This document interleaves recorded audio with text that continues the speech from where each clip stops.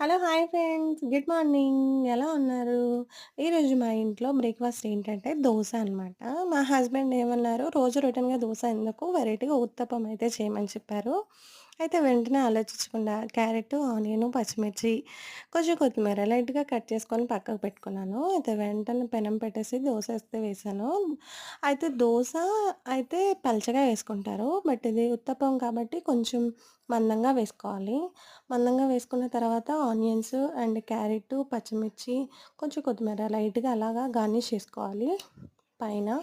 చేసేసుకొని కొంచెం లైట్‌గా ఆహ్, చిల్లీ పౌడర్ లైట్‌గా కొంచెం పైన జల్లుకోవాలి. తర్వాత అటు ఇటు సైడు కొంచెం ఆయిలేసి కాల్చుకొని తీస్తే చాలా అంటే చాలా టేస్ట్‌గా ఉంటుంది. మీరు కూడా ఒకసారి ట్రై చేయండి.